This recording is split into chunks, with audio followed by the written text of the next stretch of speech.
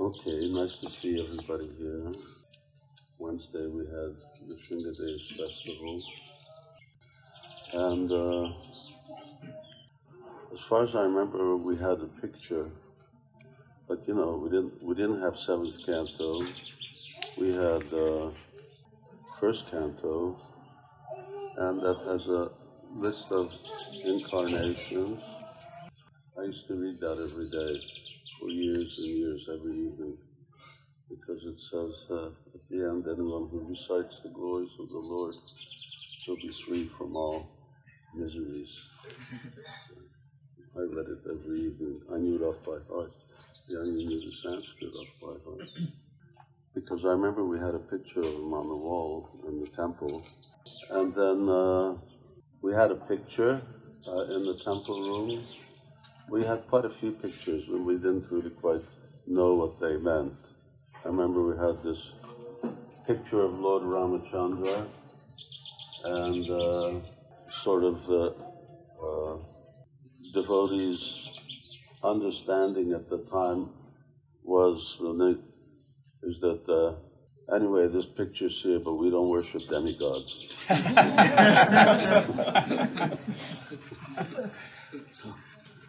Lord Ramachandra. We didn't know very much, and that was pretty good. By that time, when I moved in the temple, that was 73. We had up to 3-1, but that didn't necessarily mean that we read the books so much, although we may have known them. And it was only when this event, maybe I spoke about that, only when the Hell's Angels attacked New Vrindavan. 71. No, 74. Hell's Angels attacked New Vrindavan. That's when Prabhupada then sent out this letter, because that's how Prabhupada communicated, by letter. And he just informed everybody of these two songs, Namaste Narasingaya Tavakara Kavala, and that we should sing those. Otherwise, up till then, we didn't know. And probably even after then, we didn't know so much. We just did what Prabhupada told us to do. The Prabhupada said devotees should protect themselves. That we understood. So every temple, they had gun, and they were. Even I was wandering around in front of the temple with a gun. I mean, obviously it wasn't visible until I sort of realized I don't even know how to use this thing. And by the time we got to Chicago, then there we knew how to use guns. We went for practice in Chicago. You had to know.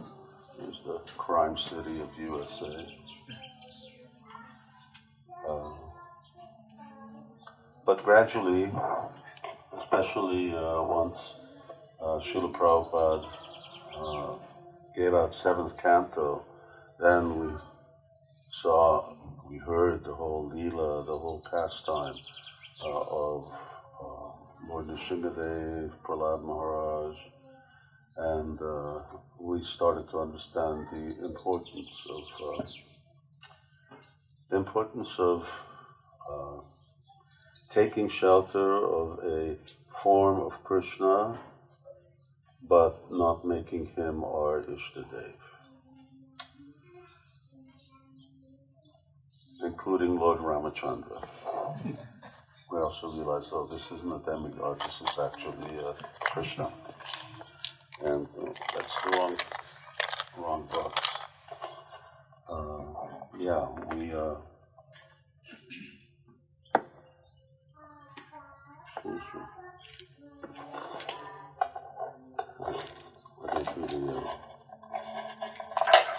Like this. Okay, that's not as bad as... I already have so many things on my ears. And so it's an important feature of Krishna consciousness.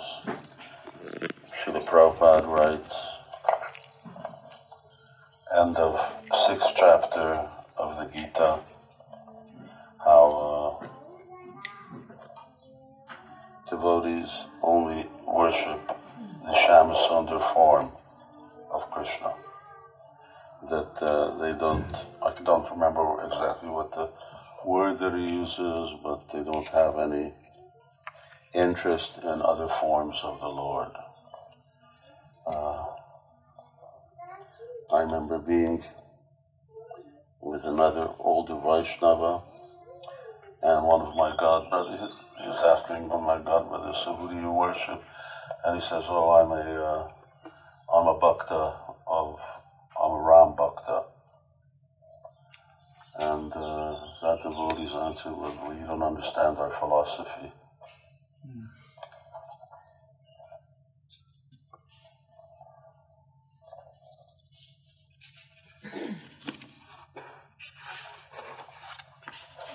In Manashiksha, Raghunath Das Goswami says, don't worship any form of Lord Narayan. And it's everywhere.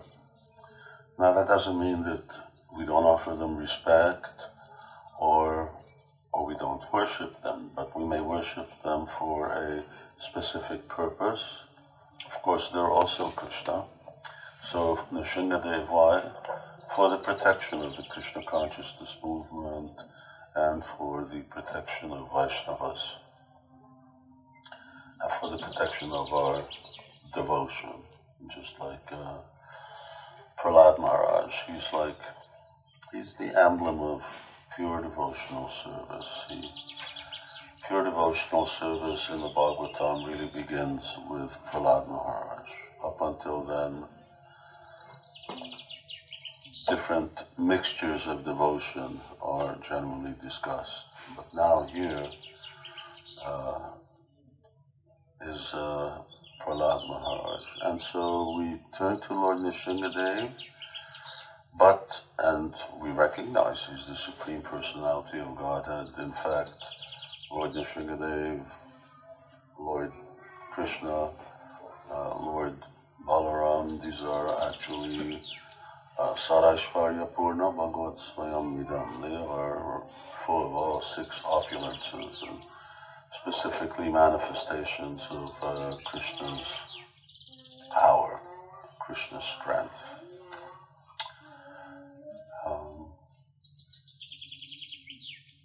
And Lord Chaitanya, when he did his tours, he would go to temples of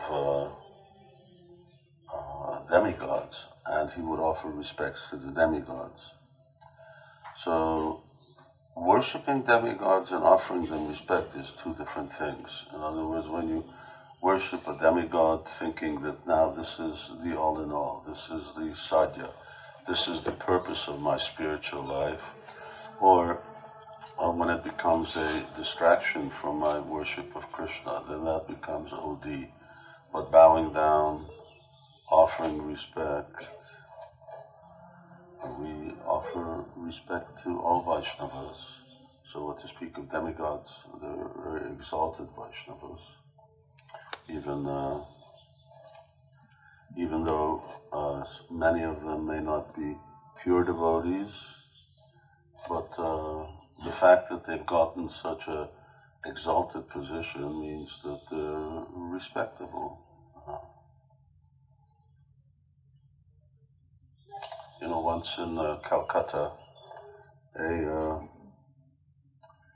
one of our life members and a businessman, wealthy businessman, I'm going to go in a couple of minutes just to take darshan, because I haven't seen the deities yet. He came to the temple for Rajbhoga, for Arti, but he came too late, and they just closed the curtains. So the devotee said, sorry, the curtains are closed, you can't take darshan. So he says, all right, is Swamiji here? And he says, yes, you can go see him. So in India, Prabhupada was very accessible, much more accessible than in the West. So often anyone could just walk in Prabhupada's room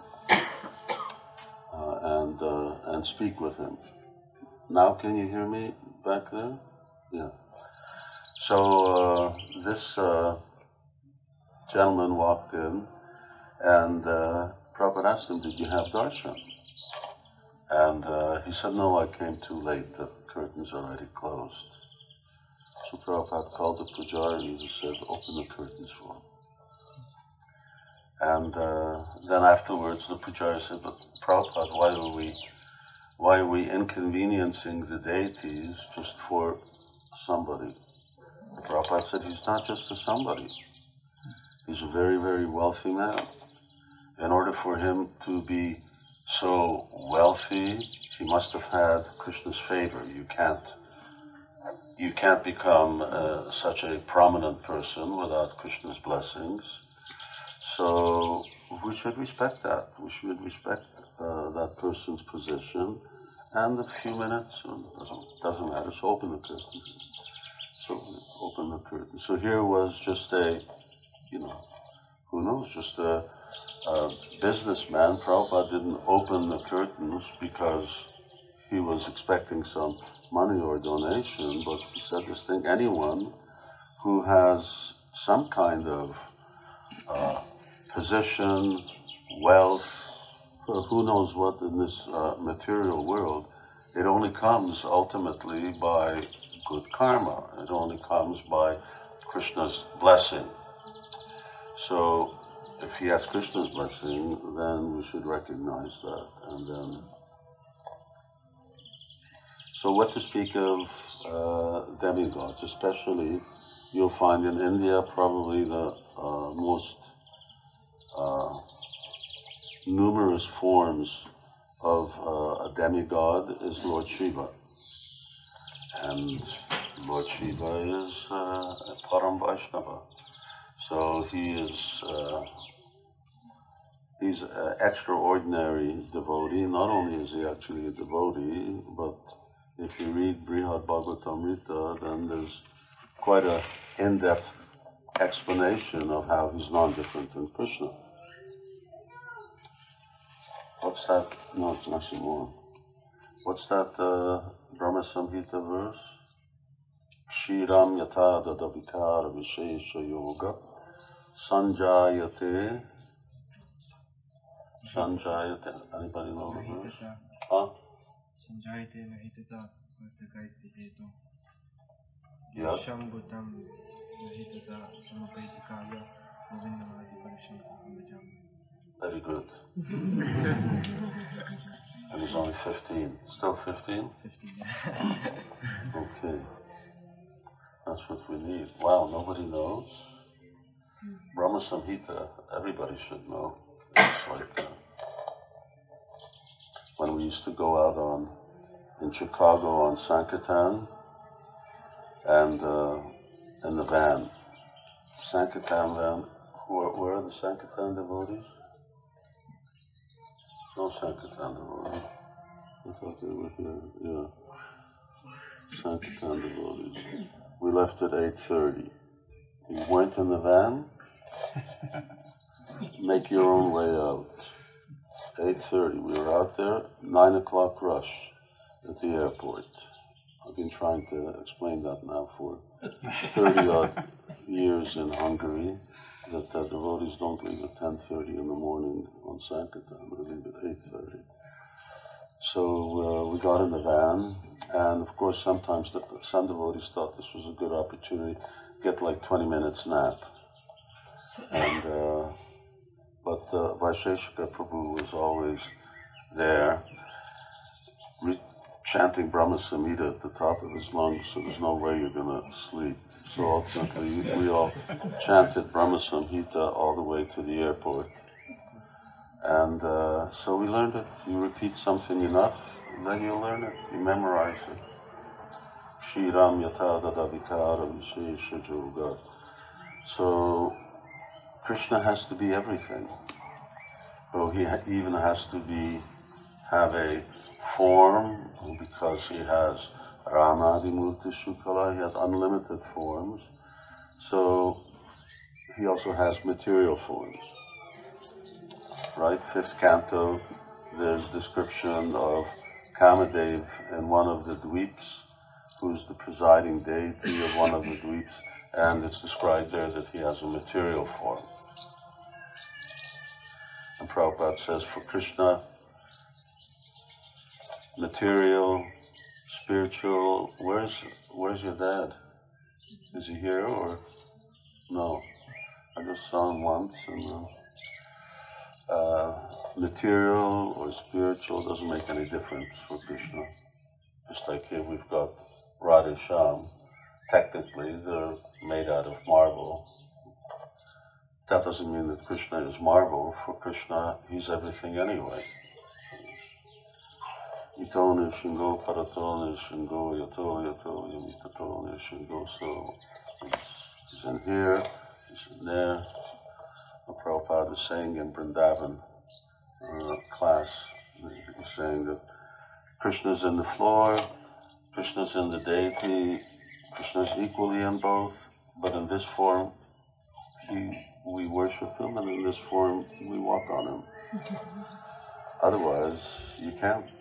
Everything is Krishna's energy, potency, and he can manifest from anywhere, like from a pillar.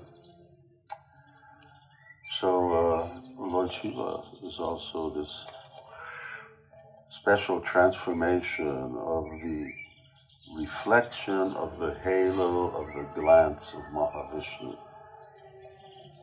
That's real. Lord Mahavishnu glances on the material energy, so he's the reflection, and that glance has a halo. So just like when you see the moon, it has a halo. So glance has a halo, and it's a reflection of the halo. But we offer respect, because then there's another Lord Shiva, who is there's Sadashiva, who is actually a full-on incarnation of a form of Lord Shankarshan, but this Lord Shiva is a different form. So it's a it's a very careful practice that we do. Don't make any of these your Ishta. Iṣṭadeva means, who do I worship? And we worship as Jagannath. We worship Jagannath. Or worship anyway that Jagannath. And who is it we worship? Well, we worship Krishna. And we don't even worship any form of Krishna, because Krishna's in Dwarka, Krishna's in Mathura, but we worship Krishna in Vrindavan. Yam Shama Sundaram Achintya Gunaswarupam. And that is the original form of the personality of Godhead. Why do we do that? Because that's what Lord Chaitanya told us to do. And we're followers of Chaitanya Mahaprabhu. Otherwise, what do we know? Where did we come from? We're not great scholars or great devotees. We're just sort of rejects of the material world. Because anybody who's in Kali Yuga is like a reject. You know, like if you go to in the fruit market or something, you know, they pick out the apples, and then the ones that are like all mushy and so on. So that's the reject. So if you're in Kali Yuga, you're a reject. You're what's left of the human species in the last 3 ages. So what do we know? Lord Chaitanya says do this, then we do that, and that's our business. Our business is to simply follow the teachings of Chaitanya Mahaprabhu, and Rupa Raghunatha Padi and Rupa Goswami, so that's why we're Rupa Nugas. I'm going to just go in for a minute and then we'll come back and continue for a little while, but then I got to get ready to go on the altar tomorrow morning. Jai Srila Prabhupada Ki Jai. And so we worship Nrsimhadev with this purpose in mind, that to protect our devotional service. Mostly, we protect our devotional service from ourselves. Hiranyakashipu was an external force. I don't know, we don't have so many Hiranyakashipus. Although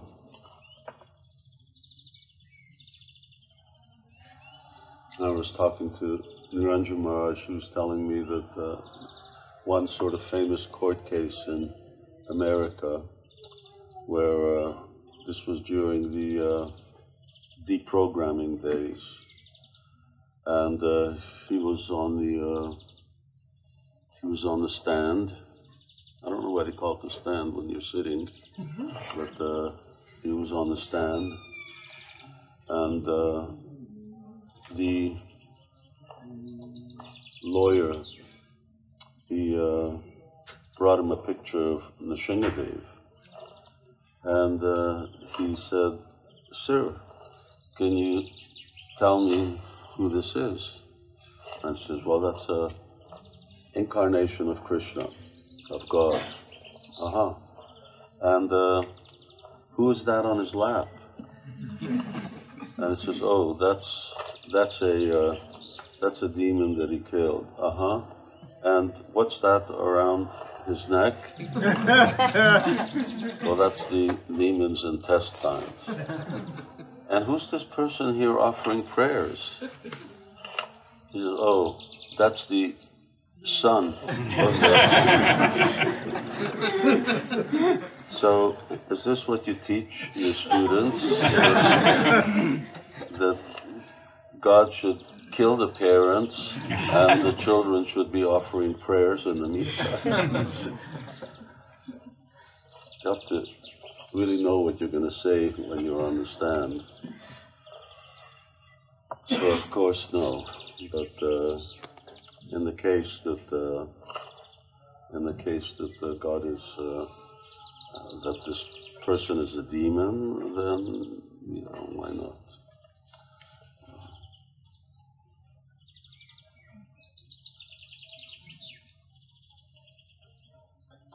So in any case, yes, always focus on who the iṣṭadeva is, and we worship other forms of the Lord to facilitate our advancement. There's no Hiranyakashipus, but we make mistakes in devotional service. Those aren't so serious. But we make offenses, that's a different story. So we need protection from doing these things. And if somehow or another we do them, how we can actually purify ourselves and become free from them. It's so we need, and Lord Ramachandra, when Lord Ramachandra was, when he went to, where was the city? Sita Devi was in, Sri Lanka? No, not Lanka, where he went first to win her hand. Mithila. So he went to Mithila, and he went there, and he went back. So when he went to Mithila, it wasn't, there's a big city, so there's a lot of young girls, and when he entered the city, they all fell in love with him. So, I mean that, I guess in the Western world, the sort of Western population is, you know, girls fall in love on a daily basis with somebody else, a different boy. And similarly, the boys fall in love with a different girl every day. But more or less in Vedic culture, when a girl gave her heart, and Srila Prabhupada talks about this a lot, if a girl, when she is even pre-puberty, but just immediately post-puberty, when the man that she gives her heart to, then she'll be attached to him for the rest of her life. So these girls saw Lord Ramachandra, and Lord Ramachandra is very, very attractive. Kṛṣṇa says somewhere that this is my favorite form, incarnation form. And so Lord Ramachandra is very, very humble, very accommodating, and of course he has this Ekapatni Vrata, that he will only accept one wife. But what will all these other girls do? They already gave their heart to him. So Lord Ramachandra then told them from within their hearts that I'm only accepting Sita in this incarnation. But when I come in Dwapara Yuga, then you're going to make them wait 8 million years. Talking to Manjari, that Prabhupada, or I'm 18. 18? Yeah, no, but Prabhupada says 2 million. So anyway, next stage, when we come, then I'll appear in Mathura Mandala, and then I'll accept you. So those girls were able to take birth as gopis, and that way they obtained the lotus feet of Lord Ramachandra in his original form as Lord Kṛṣṇa. And there were many. There were also in Ayodhya, women in Ayodhya when he was traveling, and even, of course, there was Suparnika. So Suparnika, Kubja is also partly Suparnika, and partly the sister of Bali Maharaj. Suparnika also wanted Lord Ram. She wanted him for her own enjoyment, and that's actually Kubja's prema. And on the other hand, the sister of Bali Maharaj, oh no, she was his Putana. She became his Putana. Anyway, but to somebody else. So she also took, but she had a different motivation, Kubja. There are 3 types of love. Sadarani, Samanjasa, and Samartha-rati. So the Kubja's love is that she loves Kṛṣṇa. Now that she's able to see Kṛṣṇa, that's already means that she's extremely qualified. But that she loves Kṛṣṇa, but at the same time she wants to satisfy her senses with him. And the queens of Dwarka, they love Kṛṣṇa to please, partially to please him, partially to fulfill their duty, their dharma, as queens, as wives, have children, in other words, partially for their own pleasure. But gopis, they only want to please Kṛṣṇa. So that is the highest standard of love. And that's the type of prema or love that Lord Chaitanya again taught us, that our love for Krishna should be that we want to satisfy Krishna. And we practice doing that. You know, devotees aren't used to rising at 3 o'clock, 4 o'clock in the morning. And it's an austerity, but why do we do it? Because that's when we're coming to Mangalartik, that's when Mangalartik is, and we go for Mangalartik to please Krishna, to chant his name, and especially to worship the spiritual master. Then we go to,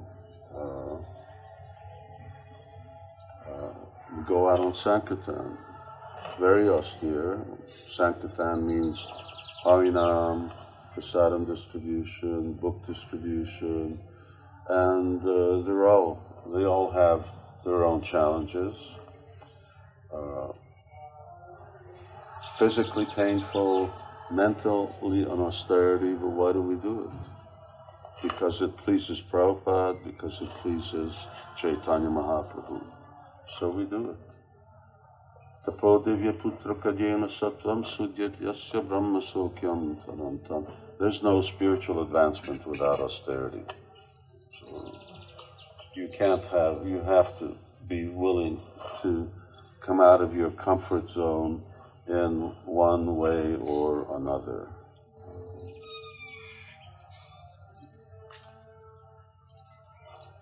Yagya Sankirtana prayer. Now here is the yagya. Yagya is also an austerity, a sacrifice. So even chanting Hare Krishna, you know, if you're sitting there beating a drum for 6 hours, you try it. It's an austerity. Singing all the time, it's very wonderful, but it also comes with its own challenges. You get hoarse, your back hurts, and so many other things. So we just accept these things. These are things that we accept in the process of learning this anyabhilashita shunyam, jnana karma dhyanavrittam, anukulyena Krishna anushivanam. So this is bhakti uttam bhakti. We call it pure devotional service, or para bhakti. These little bugs are starting to bite. It's okay, you go to Canada up in the north and impossible. You can put on mosquito repellent and anything, they don't care. That's just like butter for them. They're called no-seeums, because you don't see them, but you feel them. They're really, really tiny. And then, of course, there's the mosquitoes. They each have their season.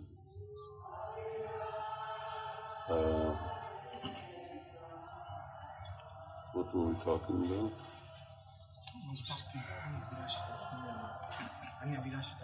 Anyabhilashita shunyam.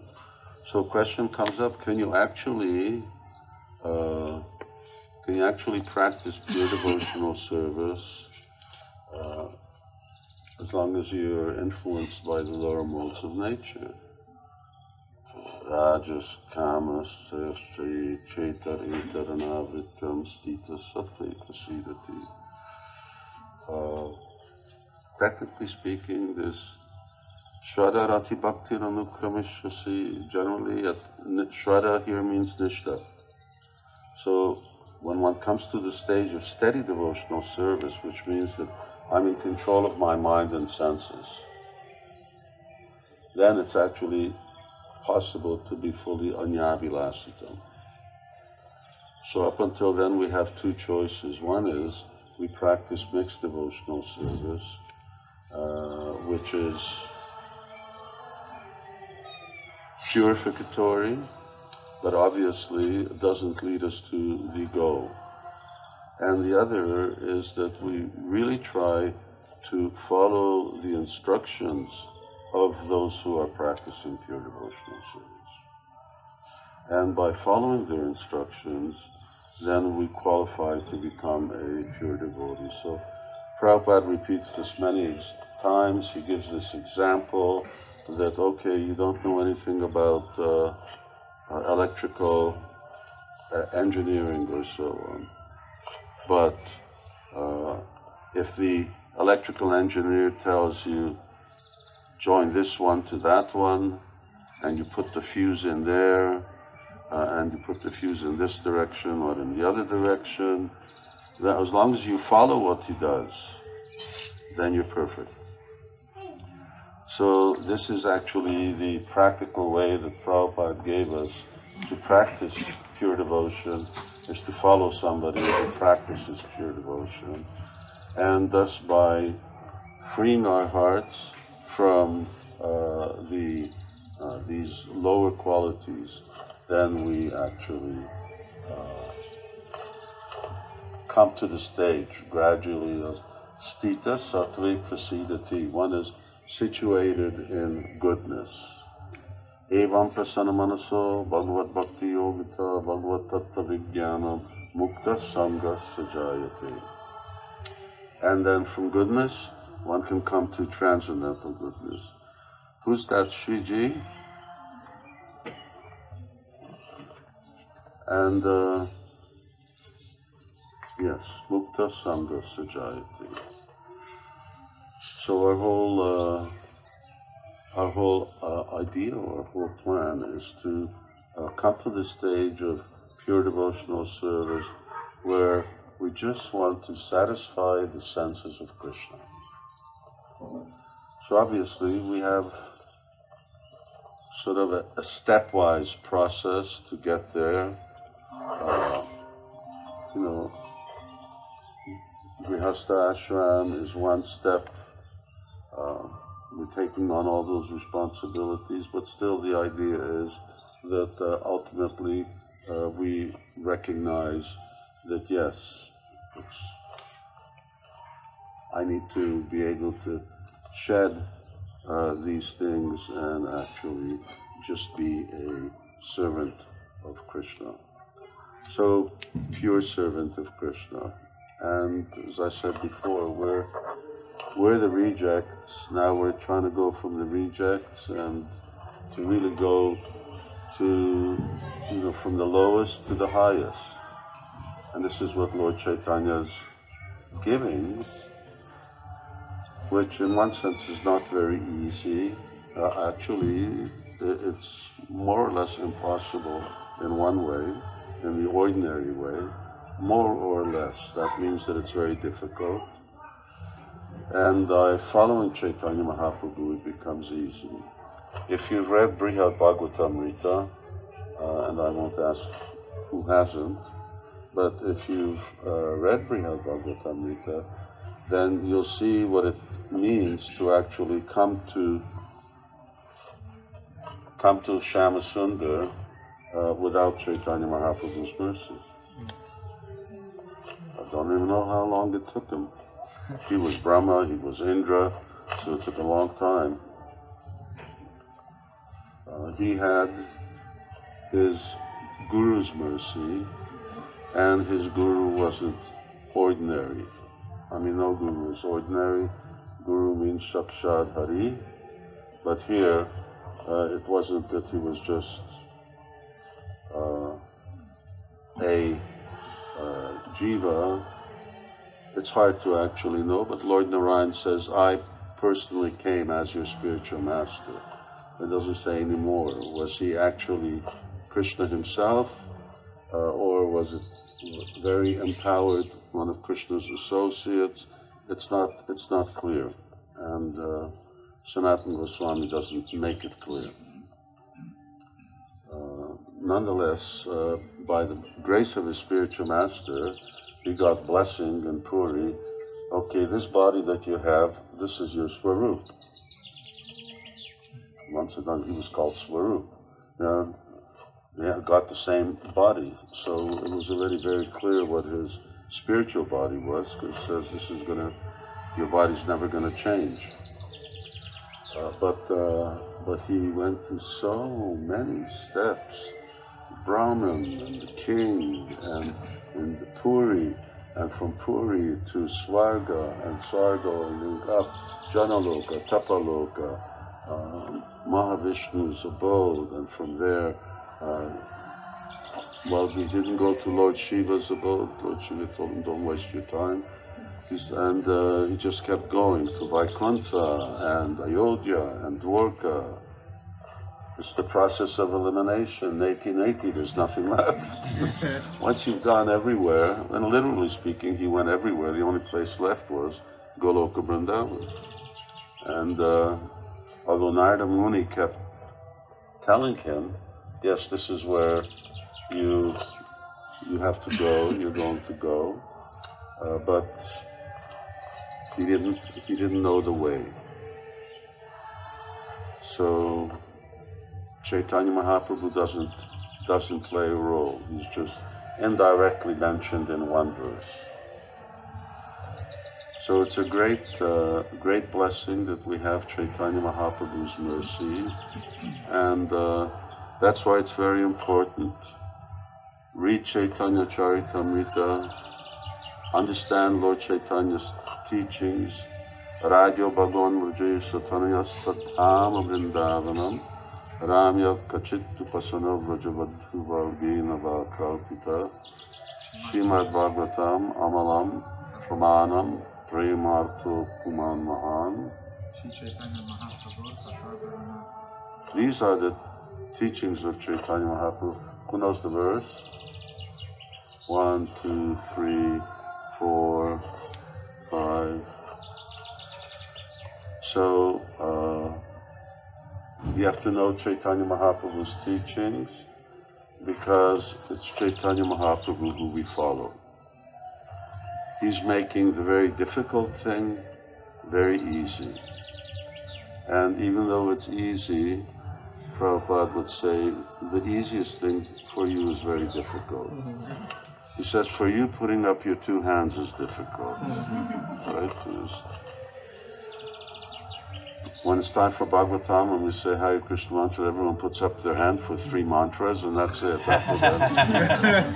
But for Kirtan, it's, yeah. So always follow Chaitanya Mahaprabhu. There are some very strong statements made by our acharyas that even if you worship Krishna and you don't worship Chaitanya Mahaprabhu, you're wasting your time. Because it's such a hard process to just go directly to Krishna. And don't forget, we're rejects. So we don't have the samskars or the spiritual background for something like that.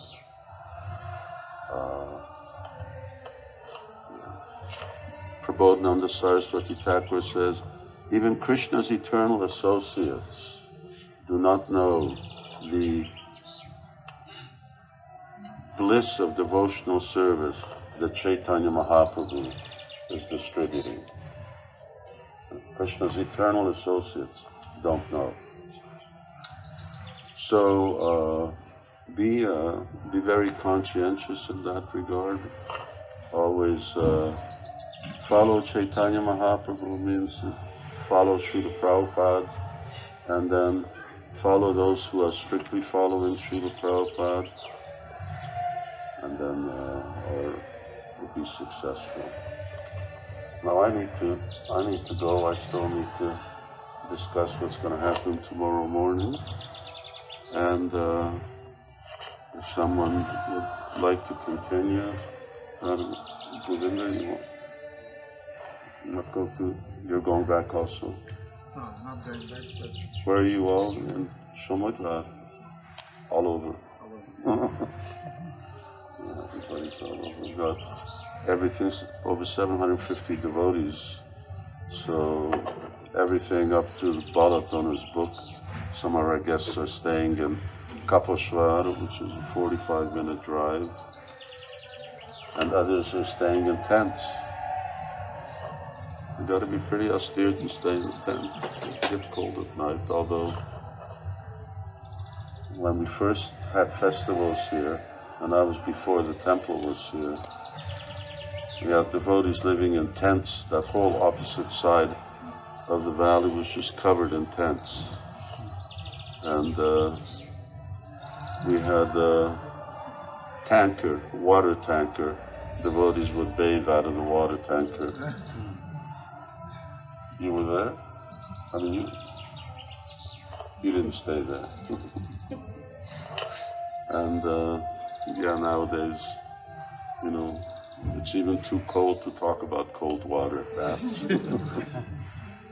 Everybody just laughs. But Prabhupada did that all his life up until he had his heart attack. Okay, and we'll see you tomorrow. The festival schedule you'll find on the door, you'll find it on the website, and most of the events will take place in the tent, although obviously Mangalarti and Kirtan, deity greeting, that will be in the temple room, and which will be tight. And then after that, Devamita Swami Maharaj is giving class, and there'll be Abhishek. There'll also be, there won't be any initiation this time, and you're not doing that either. And there won't be initiation.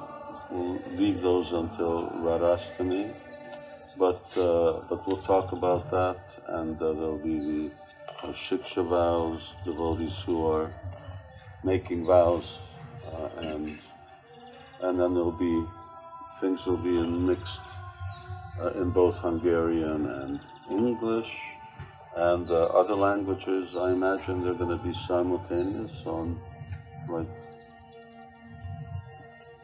anyway, I think so. Turkish? No. No need, everybody knows. Okay. Thank you very much, and Jai Radhe Shyam, Jai Nrsimhadev Bhagavan ki Jai, Jai Srila Prabhupada ki Jai, Gaur Bhakta Vrinda ki Jai.